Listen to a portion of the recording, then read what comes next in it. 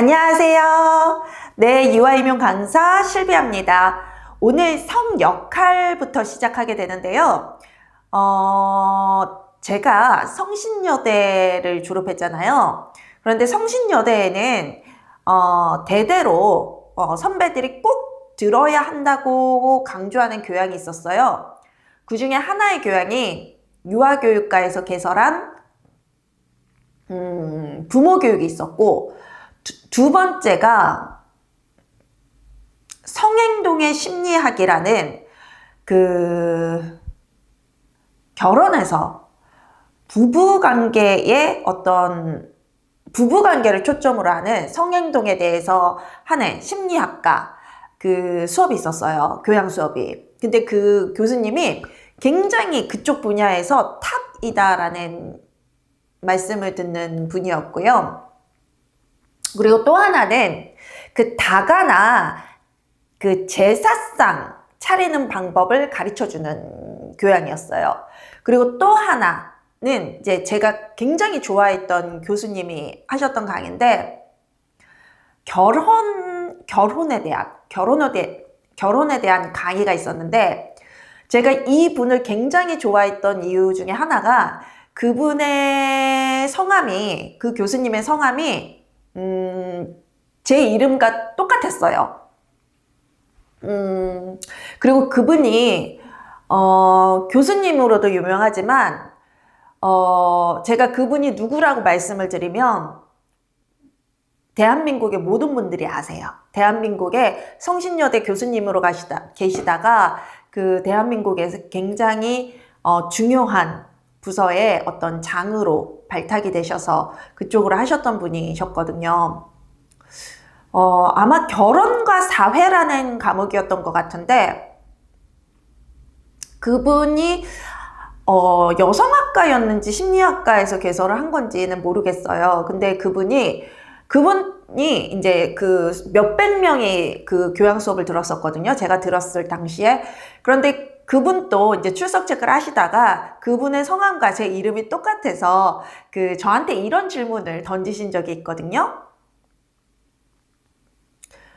여자로 태어난 것이 후회스러웠던 적이 있느냐? 그게 언제였느냐? 라고 했어요. 저는 단 한 번도 제가 여자로 태어난 것에 대해서 한스럽거나 후회가 된 적은 없었다. 나는 여자로 태어나서 정말 행복하다 라고 한 적이 있거든요. 그랬더니 그분이 깜짝 놀라시면서 다른 몇백 명의 학생들 중에서 저처럼 단 한 번도 여자로 태어난 것이 한스럽거나 아니면 나는 남자로 태어나고 싶었어, 그런 생각을 단 한 번도 한 적이 없는 사람을 손을 들어보래요. 근데 아무도 없었어요. 근데 저는 진심으로 그 당시에 내가 남자로 태어나지 않아서 정말 행복했거든요. 단 한 번도 남자로 태어나고 싶다는 생각을 한 적이 없어요. 저는 여자로서의 저와 제 성향과 그 다음에 여자로서의 성 역할에 대해서 굉장히 만족하고 받아들이는 편이었어요. 근데 아마 그분이 저를 딱 집어서 그 질문을 하셨던 거는, 당시에 제가 그분의 성함과 제 이름이 똑같아서일 수도 있지만, 제 이름이 남자 이름, 보통 제 이름을 얘기하면 사람들이 남자 이름이시네요? 이런 말을 많이 하거든요. 그래서 아마 저를 꼭 집어서 물어봤을 거예요. 왠지 남자 이름을 지어주는 부모님이라면 이 아이가 아들로 태어나길 원해서 남자 이름을 지어주지 않았을까? 그렇게 생각하시고 물어보신 것 같아요. 근데 저희 부모님은 태연이라는, 제 본명이 태연이잖아요. 태연이라는 이름이 남자 이름이라는 생각을 단 한 번도 하신 적이 없어요.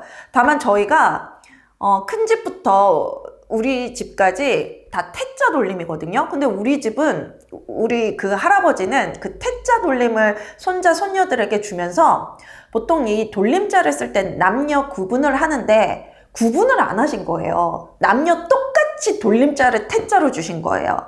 그래서 제가 그 중에서 막내예요. 위에 분들이 다 태자 돌림자를 하는 이름을 다 썼으니까 제가 막내로서 남은 이름 중에서 좀 골라야 됐던 거예요. 그래서 엄마가 현자가 좋겠다 그래서 태현으로 하면서 단 한 번도 엄마 아빠는 그게 남자의 이름이라는 생각을 한 번도 한 적이 없으시거든요. 그래서 제가 엄마 사람들이 남자 이름이래.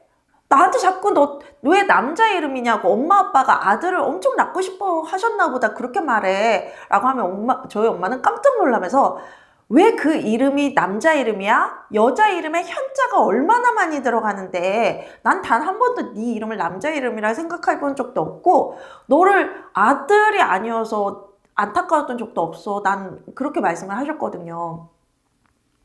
그래서 저는 정말 단 한 번도 크면서 아들로 태어나지 않아서라는 말을 들어본 적이 없어요. 저는 이제 언니만 있는데 저는 남자 형제가 없거든요. 그럼에도 불구하고 아들로 낳지 않은 것에 대해서 아들로 태어나지 않은 것에 대해서 단 한 번도 저희 부모님이 그런 말씀을 하신 적이 없어요. 그리고 저는 굉장히 여자로 태어난 것을 굉장히 좋아했고요. 제가 여자라는 게 삶의 특권 같았어요. 그 이유 첫 번째는요.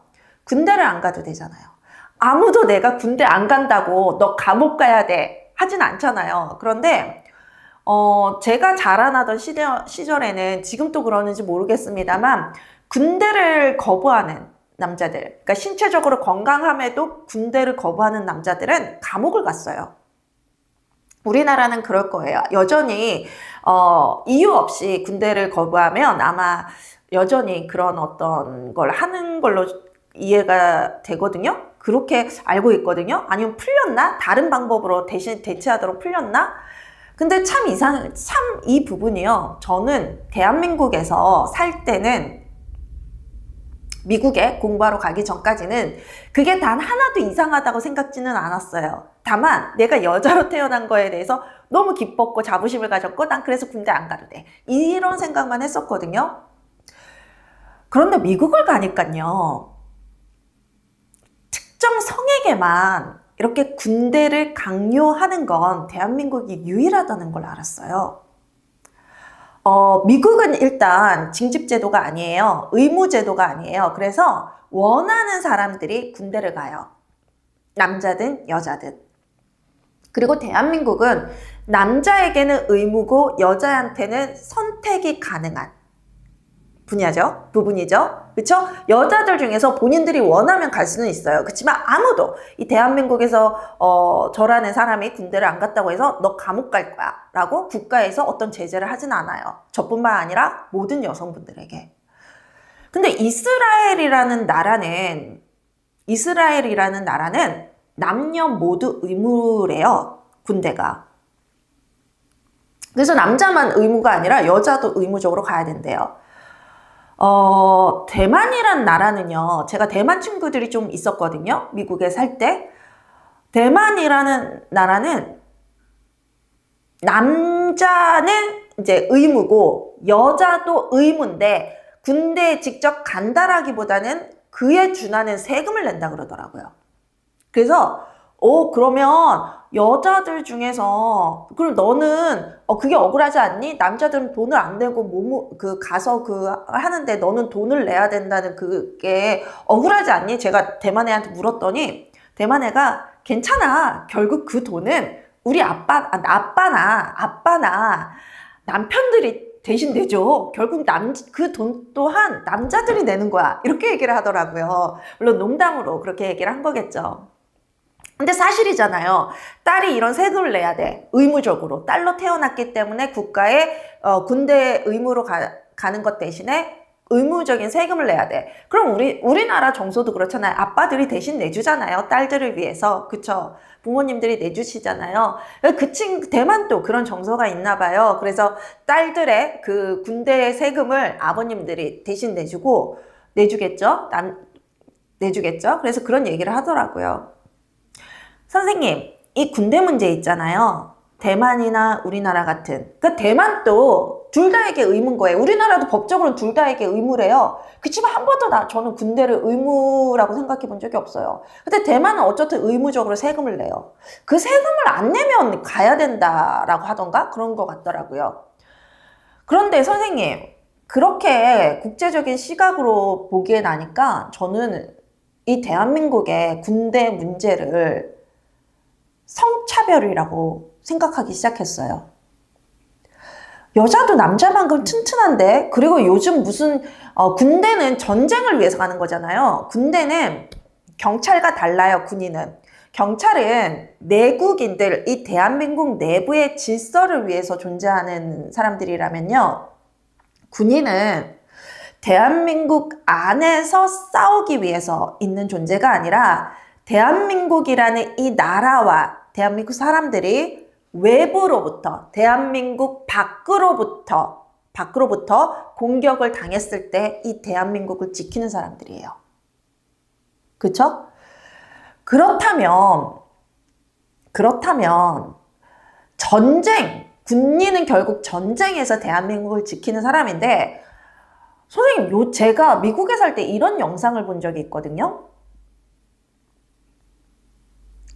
미국의 그 전쟁이 얼마나 반인류적인지를 보여주는 동영상 하나를 제가 박사과정 수업 중에 봤어요. 미국 대학에서 공부를 할 때. 미국 군인들은 전쟁을 그 전쟁터에 나가서 하는 게 아니라, 다른 나라의 전쟁터에 나가서 하는 게 아니라 미국 본토에 있으면서 이 전자 시스템으로 조절해서 폭탄을 그 전쟁지에 터뜨리더라고요.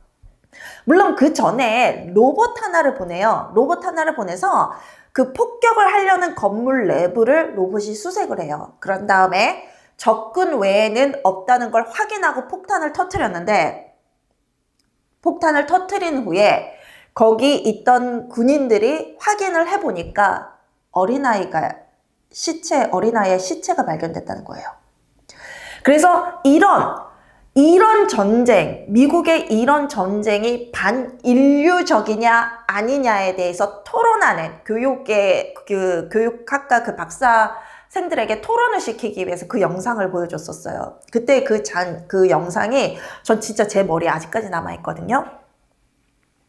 그런데 이런 것처럼 지금의 현재 전쟁 기술은 그 전쟁터에 나가서 총칼을 들고 싸우는 것뿐만 아니라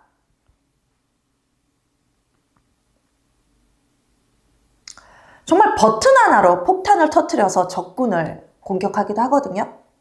그럼 육체적인 힘이 상대적으로 남자가 강하다고 해서 우리나라가 대대적으로 지금까지 남자들만 군대를 보냈을 텐데, 의무제를 했을 텐데, 지금 더 이상 육체적으로 총칼을 들고 싸우지 않아도 되는, 버튼 하나 눌러서 전쟁하는 이 시기에 아직까지 여자들은 군대에 의무로 보내지 않는 이 현실이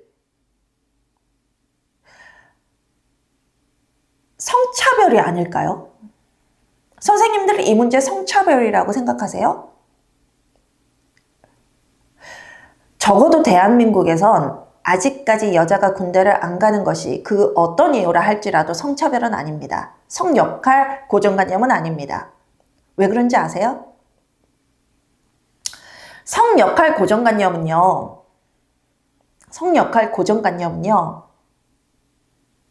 그 사회가 인정하지 않는 거예요. 그 사회가 인정하거나 용인하지 않는데 남녀를 구분하는 걸 성차별이라 그래요. 성차별을 학문적 용어로 성역할 고정관념이라고 하죠. 성차별, 성편견 이런 건 일반적으로 쓰는 거고요. 우리 유아 임용에서 학문적인 용어는 성역할 고정관념이에요. 그리고 그 사회에서 인정하는 거는 성역할 고정관념이 아닌 성유형화예요. 성유형화. 우리나라는 법적으로 남자만 군대를 가고 여자는 군대를 가지 않아요. 법적으로. 그거는 대한민국이란 사회가 이것을 용인하고 인정하고 수용했다라는 거예요. 그래서 대한민국에서는 이 군대 문제가 성유형화지 성역할 고정관념이 아니에요. 어쨌든 법적으로. 그런데 제가 이스라엘이라는 나라와 미국의 예를 들면서, 미국은 둘 다 의무가 아니고 이스라엘은 둘 다에게 의무다. 그럼 이 나라에서 미국인들과 이스라엘인들에게 이 대한민국 군대 문제를 얘기했을 때 그들은 뭐라 그럴까요? 또는 미국이란 나라에 남자만 가야 돼. 이제부터 여자 안 가도 돼. 대한민국 봐봐. 여자들은 안 가잖아. 그리고 이스라엘이란 나라에 남자들은 가야 돼. 여자는 안 가도 돼. 대한민국 봐봐. 대한민국 사회는 여자들은 군대 안 가. 왜 이스라엘 여자들은 군대를 안 가? 가야 해? 이스라엘 남자들은 왜 이스라엘 여자들을 보호하지 않아? 이렇게 얘기한다면 그들은 뭐라고 얘기할까요? 미국인들과 이스라엘인들은. 그들은 성역할 고정관념이라고 할 겁니다. 그렇습니다. 성역할 유형화와 성역할 고정관념은요, 그 사회가 받아들이면, 그 성역할을 받아들이면 성유형화가 되는 거고요. 받아들이지 않는다면 성역할 고정관념이 되는 거예요. 제가 이 문제를 왜 이렇게 거창하게 설명드리냐고요? 유아 임용에서는 성유형화와 성역할 고정관념 문제가 대대적으로 많이 나왔는데요. 우리 유아 임용을 겉핥기로 배우신 좀 선생님들은 이런 중요한 문제들을 명확하게 배우지 않은 분들은요, 성유형화 문제의 성역할 고정관념이라고 답을 그렇게들 많이 하세요. 그 문제만 나오면 다 성역할 고정관념이야. 무조건 아무 생각 안 하고 성유형화라는 단어는 생각조차 안 하고 무조건 성역할 고정관념, 성역할 고정관념, 성역할 고정관념을 쓰세요.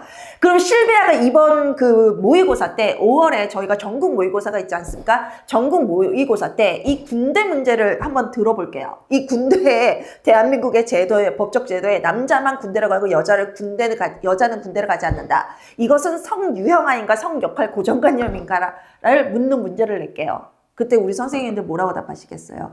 그때도 성역할 고정관념이라고 당당히 답하시겠어요? 아니시잖아요. 유아 임용을 하시는 분들 상당수는 여성분들이잖아요. 근데 그 문제에 성역할 고정관념이라고 당당히, 저는 성역할 고정관념이라고 생각합니다. 이 대한민국 군대 문제는 반드시 고쳐져야 되는 문제라고 생각합니다. 라고 주장하실 수 있는 분이 과연 몇 명일까요?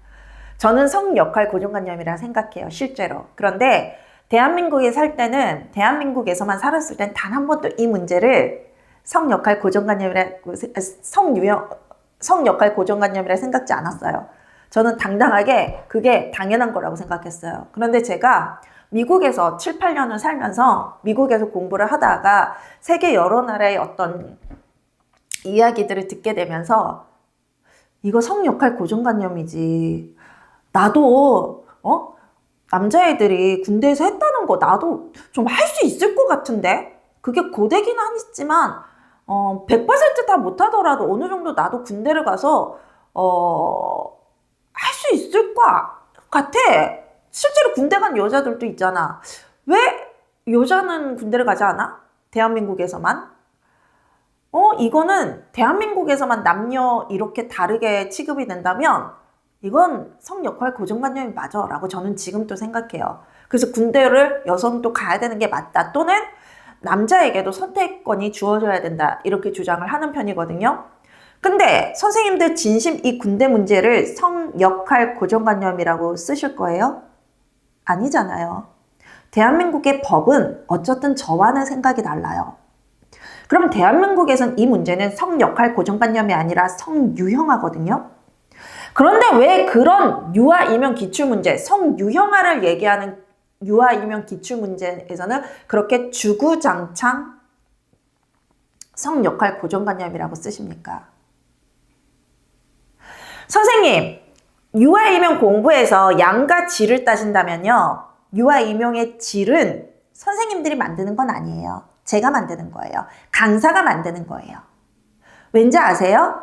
질이라는 건 공부의 깊숙도를 말하는 건데요. 지식의 어떤 깊이를 말하는 건데, 지식의 깊이는 아쉽게도 자기 한계를 뛰어넘을 수가 없어요. 그래서 자신보다 유능한 누군가가 그 지식의 깊이를 깊숙하게 해줘야 돼요. 만약 선생님께서 교육을 유아 임용 공부를 하면서 양보다 질입니까? 질보다 양입니까를 저한테 물으신다면, 유아 임용은 선생님들은 양적으로 무조건 많이 하셔야 돼요. 그리고 강사는 그 유아 임용 지식의 깊이를 아주 깊게, 유아 임용의 적당한 깊이로 강의를 할 수 있어야 되고 그 깊이를 여러분들에게 전달해 줄 수 있어야 돼요. 그래서 유아 임용의 질적 문제는 강사의 몫이고 강사의 능력 여부, 강사의 강의로 잡는 거지 선생님들이 깊이 있는 공부를 하고 싶다 그래서 할 수 있는 게 아니에요. 지식이라는 건 사회적으로 내려온 유물 같은 거거든요. 그 유물은 전수되어야지만 깊이가 있는 거예요. 그래서 우리는 그렇게 공부를 많이 하고 대학원을 가고 또 유학을 가고 그러는 거예요. 그 깊이, 지식의 깊이를 배우기 위해. 그거는 스승을 잘 만나야 될 수 있는 일이지 선생님들이 나 깊이 있는 공부하고 싶다고 될 수 있는 게 아니에요. 그래서 깊이 있는 공부를 하고 싶다면 선생님들은 그냥 강사를 잘 선택하시기만 하면 돼요. 그런데 양은 달라요. 내 실비아가 강의를 질적으로 아주 능숙하고 완벽하게 선생님들에게 전달하더라도요. 그것을 선생님들이 모두 소화시키지 않는다면 선생님들은 유아 임용에서 좋은 성적을 거둘 수가 없어요. 그래서 유아 임용의 양은 선생님들이 많이 하셔야 돼요. 그래서 선생님들의 몫은 유아 임용 공부에서 선생님들의 몫은 양이고 제가 질이에요. 그 질, 강사의 질, 강의의 질의 그 차이를 보여주는 게 바로 이 성유형화와 성역할 고정관념이에요.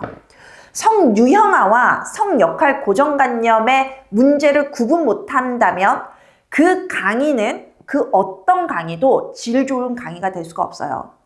선생님들이 지금까지 강의를 N수생인데도 불구하고 성유형화와 성역할 고정관념을 구분하지 못했다면 그리고 지금까지 성유형화로 나온 문제들을 왜 성유형화인지도 모르고 성역할 고정관념이라고 그렇게 목소리의 핏대를 높여서 주장을 하셨다면 선생님들의 강사는 아쉽게도 질 높은 강의를 제공하는 강사는 아니었어요.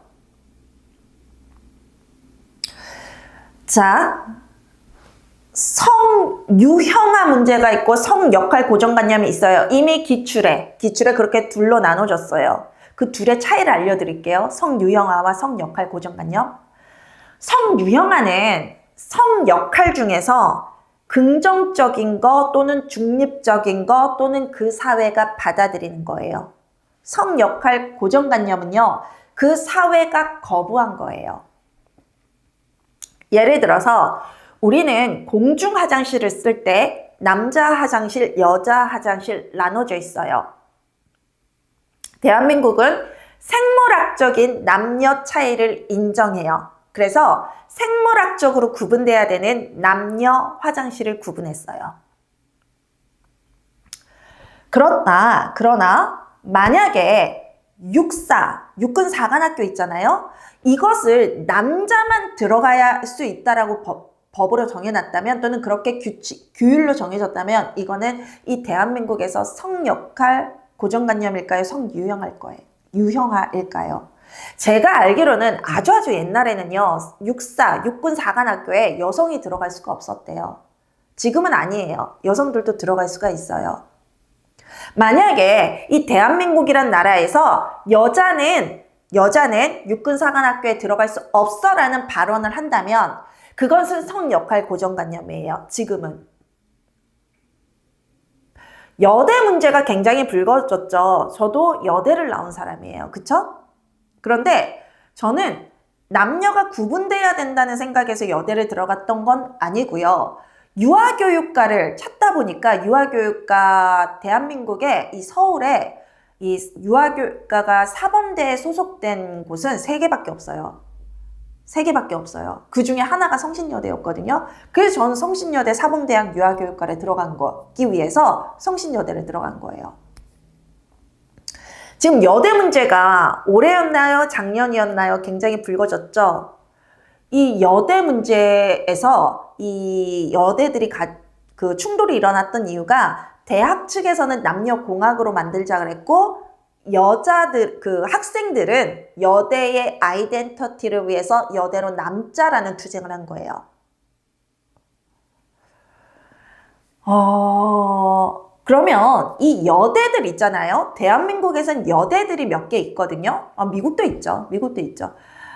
이 대한민국의 여대 또는 미국에 있는 여성대학, 여자대학들 있잖아요. 이거 성유형할까요? 성역할 고정관념일까요? 성유형화예요. 왠지 아세요? 지금의 남자들이 대학을 못 들어갑니까? 아니요. 거의 대부분의 그 대학들이 남자가 응시해서 들어갈 수 있어요. 그쵸? 대한민국이란 나라에서 남자들에게 대학 교육이란 막힌 교육이 아니라 본인이 공부를 열심히 해서 가려면 갈 수 있는 대학이에요. 그쵸? 그래서 이 남성들의 고등교육을 여대들이 맡고 있지 않아요. 그래서 성유형화예요. 만약에 이 대한민국의 대학 중에서 몇몇 대학들만 여대가 아니라 대한민국이란 나라는 남성들의 고등교육을 완전히 막아버리겠어.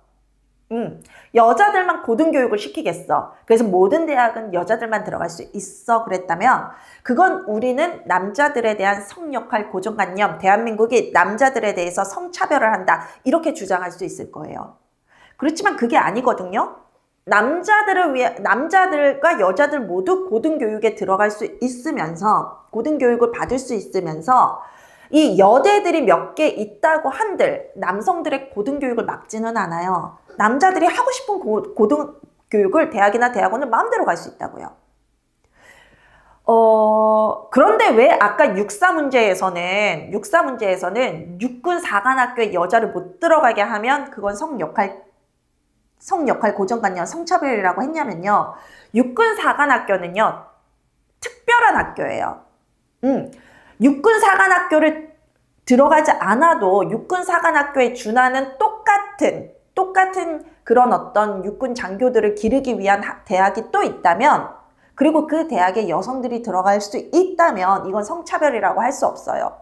그런데 육군 사관학교는 우리나라에서 그 육군 장교를 기르기 위한 그 학교가 육사 레벨, 그 육군의 어떤 장교들을 하는 그 학교는 육사밖에 없거든요. 그런데 그 학교밖에 없는데 여성의 입학을 막는다 그러면 성차별이라고 할 수 있는데, 여대 외에도 대한민국의 남자들이 자신들이 원하는 전공을 마음껏 여러 대학에서 할 수 있다면, 이 여대 몇 개가 있는 거 가지고 남자들의 고등교육이 막혀있지 않았다면 그걸 우리는 성역할 고정관념이라고 할 수 없어요. 그건 성유형화라고 할 수 있어요. 그래서 저는 선배로서 후배들을 지지해요. 여대 출신이로서 여대 학생들을 지지해요. 그 의견을. 여대로서 아이덴티티를 위해서 남아있어야 된다. 비록 저는 성신여대가 여대라서 결정한 것도 아니고, 저는 고등학교도 남녀공학 나오고 대학원도 미국에서 남녀공학을 다닌 저는 성신여대가 종합 남녀를 위한 학교가 된다 그래도 저는 그것도 환영할 것 같아요. 개인적으로는. 그렇지만 여대로 남아있어야 된다라고 주장하고 투쟁하는 후배들을 지지해요. 그게 성역할 고정관념은 아니라는 걸 알기 때문에. 그리고 이미 졸업한 선배인 제 생각보다는 지금 학교를 다니고 있는 학생들의 생각이 더 중요하기 때문에 저는 지지해요. 또 하나의 문제 있잖아요. 또 어떤 문제에서 성유형화와 성역할 고정관념이 달라질까요? 임신에서요. 선생님, 우리가 임신이라는 거를 남자에게, 의학적으로, 과학적으로 우리가 과학이 발달해서 남자도 임신할 수가 있어. 인공자궁을 만들어서 남자 배에도 뚱뚱하잖아, 튼튼하잖아, 얼마든지 들어갈 수 있잖아, 인공자궁이. 그러니까 남자도 임신할 수 있어. 그러니까 너 임신해.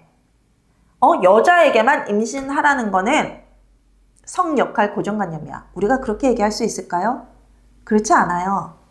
아무리 과학을 발달하더라도요, 사람의 몸을 인공으로 만들어서 아이를 출산하게 만들고자 하는 생각은 어쩌면 인류 윤리적인 문제일 수도 있고 인류의 어떤 생명력을 부정하는 행위일 수도 있어요.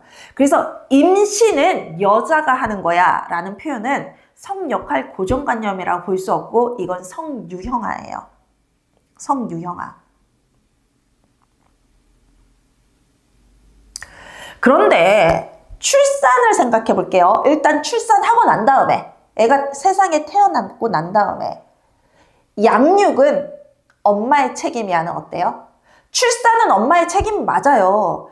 생물학적으로 여성의 몸이 아이를 출산하게 돼 있어요. 그래서 출산은 여성의 몫이야. 여성의 역할이야. 그거는 성유형화지 성역할 고정관념이 아니에요. 그런데 양육의 문제는요. 양육은 엄마만의 문제야. 아빠는 아니야 라고 한다면 그건 성역할 고정관념일까요? 성유형할까요? 그건 성역할 고정관념이죠. 왜? 아이 양육은 이미 아이가 태어나고 난 다음에 엄마, 아빠 모두 책임이 있는 거고 아빠도 할 수 있는 영역이 맞으니까예요. 물론 모유 수유는 엄마의 역할이겠죠. 그런데 양육이 모유라는 건 엄마만 갖고 있으니까 엄마의 몸에 있으니까 근데 양육이라는 것이 젖을 먹이는 행위만 있는 건 아니잖아요. 엄마가 모유를 먹이니까 아빠는 아이의 기저귀를 갈아준다던가 또는 기타 등등의 이유식을 만든다든가 이건 역할 분담이 될 수 있고 이런 양육을 엄마에게만 해야 돼. 그건 더 이상 대한민국에서 성유형화가 아니에요. 여성의 역할이 아니에요. 남녀 모두에게 요구되는 역할이에요. 그쵸? 자, 선생님, 성유형화와 성역할 고정관념을 아시겠습니까? 제가 이렇게까지 설명을 드렸는데 모르겠다. 더 이상 부정하신다면 그건 선생님이 인지적으로 부정하시는 게 아니라 이해가 안 되시는 게 아니라 심리적으로 거부하는 거예요. 실비아가 내가 선택한 강사가 아니고 실비아가 너무 잘나서 얄미워서 유아 임용에서 없는 이력을 가지고 있잖아요. 유아 임용이 아니라 유아 교육에서 보기 힘든 이력을 가지고 있잖아요.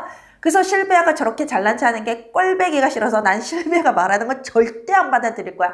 이런 베베꼬인 심리가 아니라면 이해 못하실 일은 아니에요. 그쵸? 성유형화와 성역할 고정관념이 완전히 다르죠. 성유형화는요. 그 사회에서 인정되면 성유형화고 성역할 인정되지 않는 성역할은 성역할 고정관념이에요. 선생님 기출문제는 성유형화도 나오고 성역할 고정관념도 나왔어요. 선생님들이 기출문제에 나는 성유형화 처음 들어본다. 나는 기출문제에 성유형화를 한 번도 본 적이 없다. 이런 생각이 들잖아요. 그러면 선생님들은 전 진심으로 말씀드려요. 선생님들의 강사 바꿔야 돼요. 강사는 유아 교육의 임용의 질을 잡아주는 사람이에요. 어떤 강사가 마냥 유아 교육의 이 유아 임용의 질까지 선생님들에게 책임지라 그러면 그 강사는 강사가 아니에요. 그냥 약장사예요. 약장사. 약을 파는 사람일 뿐이지 강사가 아니에요. 유아 임용 여러분들 공부의 질은 강의의 질로 잡는 거예요. 그리고 성유형화가 뭔지를 지금까지 모르고 있었다면 선생님들은 강의를 들은 게 아니라 약을 파는 사람의 말을 들은 거예요. 선생님들의 역할은 질이 아니라 양이에요. 그리고 질의 질에 대한 책임은 강사가 지는 거예요. 자, 유아 임용 공부에서 양이 먼저냐 질이 먼저냐 또는 양이 먼저다 질이 먼저다 이런 어이없는 논란이 되고 있는 것 같은데 제가 그 논란을 한 번에 정리해 드렸어요. 양은 선생님들의 목, 질은 저의 목. 성유형화와 성역할 고정관념으로 확실히 정리해 드렸습니다. 제가 오늘 유튜브 촬영을 강의 전에 유튜브 촬영용으로 성유형화와 성역할 고정관념을 이렇게 풀이해 드린 이유를 아시겠습니까? 저는 유아 임용이 약장사는 안 됐으면 좋겠어요. 적어도 유아 이명도 유아 교육이어야 돼요. 지식이어야 돼요. 그런데 약을 파시는 분들이 있더라고요. 그래서 학부에서 유아 교육을 했는지 안 했는지가 이렇게 중요한 거예요. 약장사들을 보면은요, 학부에서 유아 교육 안 한 사람들이에요. 저는 제가 유아 교육을 했지만, 저도 대학원에서 유아 교육을 했고, 저도 박사까지 공부했지만, 저는 그 학사, 석사, 박사에서 모두 한 사람이잖아요. 그래서 알아요. 유아 교육 공부는요, 학부 공부가 가장 중요해요. 학부 공부와 대학원 공부는 달라요. 그게 같았다면 그 학교가 문제인 거예요. 그 대학원이 문제인 거예요. 대학원의 수준이 낮은 거예요. 유아 교육을 학사, 석사, 박사에서 한 사람으로서 감히 말씀드리는데요. 유아 교육은 학부가 가장 중요해요. 그래서 유아 교육을 학부에서 하지 않은 사람이 자꾸 약을 팔아서 성유형화와 성역할 고정관념도 모르면서 그 유아 임용의 질과 양을 논하길래 오늘 제가 성유형화와 성역할관념을 고정관념을 조금 설명드리면서 강의의 양과 질 그리고 유아 임용 공부의 양과 질에 대해서 함께 설명을 드렸습니다. 자, 유튜브 강의는 여기까지이고요. 지금부터 본 강의를 시작하도록 하겠습니다.